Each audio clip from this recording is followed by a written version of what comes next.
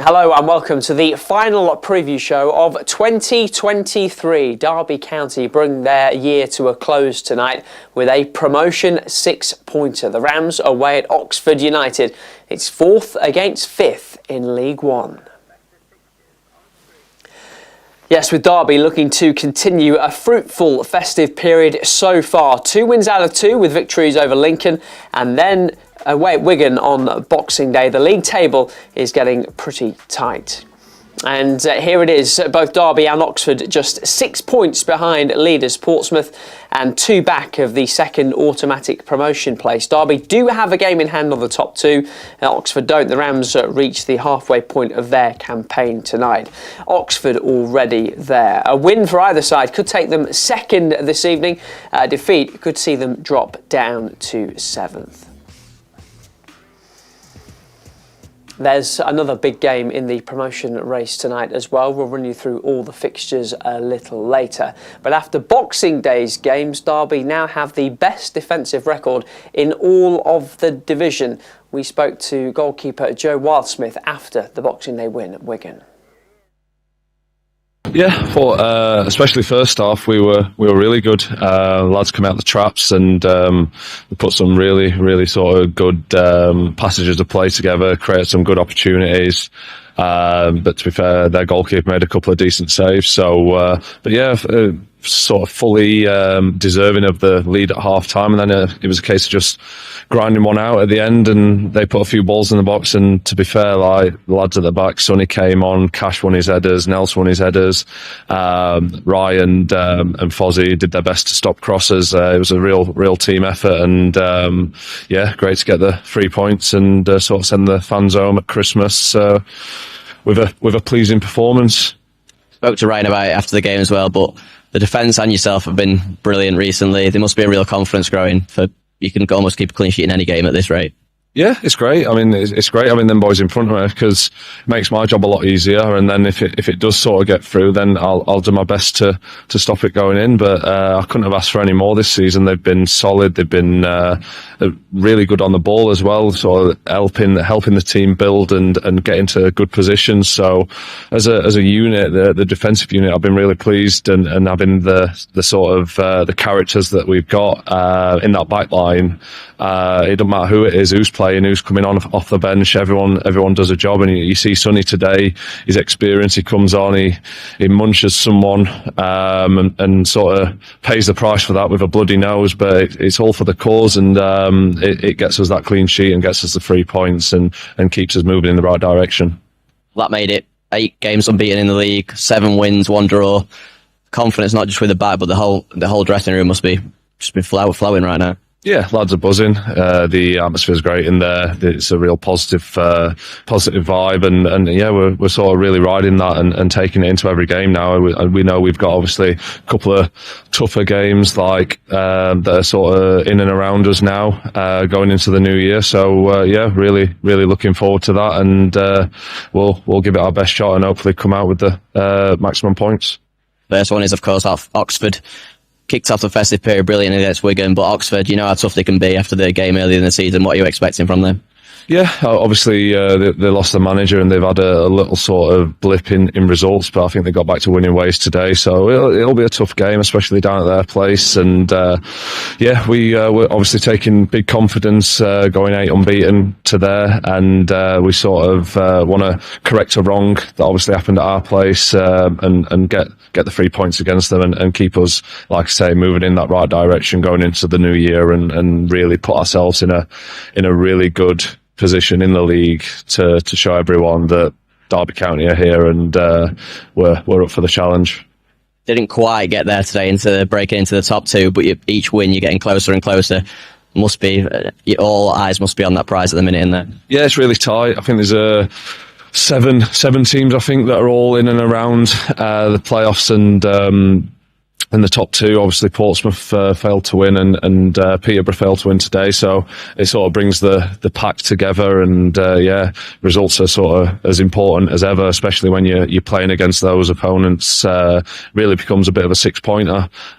So yeah, it'd be great to take points against sort of straight rivals in that sense. And yeah, lads are, like I said, full of confidence. On a great run over this festive period, and hopefully we can finish that off and go into the new year with maximum points. That's Derby goalkeeper Joe Wildsmith ahead of tonight's trip to Oxford United. Remember, you can watch it on RamsTV. You'll get the best coverage in Matchday Live from 7:15. Get your Game Pass now at dcfc.co.uk. We're also on in the UK tonight. Well, tonight's hosts, Oxford, started the season in phenomenal form, winning 9 of their first 11 League One games. This after last season, when they only just avoided relegation down to League Two. Oxford fan Jack Shoemark never expected them to be in the position they are. To be short, no. I think after last season, I think a lot of Oxford fans would have been happy just to be looking towards the top half and maybe have a flirt with the playoffs, but a good summer of recruitment and a good start, and we put ourselves right in the mix, really. How much has that attitude changed then, given the way that you started the season? Are you now expecting to be part of the playoffs at the very least? Yeah, I think so. I think as a football fan, you're very kind of in the moment, aren't you? So when you're sat 3rd or 4th in the league or whatever it is, you're wanting to stay there. I think any additions in January should drive us forward. And I think, yeah, we've got to be looking at the playoffs as a minimum. And if we can keep in touch with second, then you never know what happens. I suppose the major headline from an outsider's perspective is the change of manager. And I'll talk to you about the new arrival, but the departure of Liam Manning first back in, I think, November. How disappointing, how surprising was that for Oxford supporters? Yeah, I think it was a shock. I mean, he was someone who spoke a lot about the project he'd come into, and we're very much in, I don't know, maybe phase 2 of that project. So to see him kind of run, I suppose, at the first opportunity I think it shocked everyone, the timing of it. I think a lot of the players had bought into his style and he was the reason they'd come to the club in the summer. I think when you look at it realistically, when you're offered a job at a progressive championship team, then there's not many people who are going to turn it down. But I think, if we were to play Bristol City in the Cup or anything anytime soon, he's not going to be welcome back. It did not go down very well. But equally, I think we've moved on quite quickly now. A month's a long time in football, and it's very much kind of who's Liam Manning, crack on for the rest of the season. Yeah, off on the way, isn't it? And his replacement is someone, Des Buckingham, maybe not that well known outside of Oxford. Would that be fair to say? Yeah, I think in terms of the English game, he's not really known outside of Oxford. So he's an Oxford boy. His first interview with the club, he talked about going to the Old Manor ground with his nan on the back of a mobility scooter, and he buys into Oxford United. He coached under Chris Wilder. when we returned to the Football League in kind of the mid 2010s. But yeah, his career outside Oxford, he's had come through the City Football Group, which is a massive tick to have in the box in terms of a coaching career. I think he's managed in 4 different countries now. And yeah, he's testing himself with his hometown club in the EFL. And I think he ticks all the boxes as a modern coach. He's got that new approach to football. Long gone are the days of the Warnocks who do the rounds everywhere at this level. He's a progressive young coach, and we're quite excited by it all. How much has he changed things so far? Tweaks, little bits here and there. I think the first couple of weeks we had cup games. He very much admitted that he was taking a watching brief, assessing the squad, assessing the style. But I mean, Liam Manning came through the City Football Group as well, so their kind of education, if you like, are based on pretty similar principles. The last couple of weeks, we've just seen some tweaks in what he's wanting to do. So our recent game against Burton, he got some of our more progressive players further up the pitch. He's looking to play wider, earlier than perhaps we were under Liam Manning. But the ultimate style is still pretty similar. It's keep the ball and try and create chances. Sometimes that kind of loses your defensive solidity a little bit, but it's generally at least trying to play exciting football, which I think after 5 years of Carl Robinson's star, which is very much on the front foot, there had to be some continuation of that. And of course, Oxford won at Pride Park early on in the season. You have, I think, a unique perspective on all things Derby. But what's your view on the Rams at the moment? I mean, I'm not surprised they've gone on a good run. I think when you take the history out of it and the size of the club, you look at it on paper and you look at the players and the manager. The manager's been at this level, knows how to get out of this league. He's signed good players for the level, good players from the league above. Derby County, at the end of the day, should be pushing for promotion out of this league. I was surprised when there seemed to be a little bit of, Warne needs to go kind of approach earlier on in the season because, nothing changes quickly. You look back a year ago when the club's, almost not there. So it was always going to take a little bit of time to kind of bed in and get them moving in the right direction. And, that at the end of the day, they're a power at this level. So I'm not surprised to see them in the mix. I'd rather they weren't in the mix because it's potentially one less spot for us to fight for. But Derby County at the end of the day shouldn't be in this league at all. So they should be at the top end, and they're going to be, the game's going to be a challenge.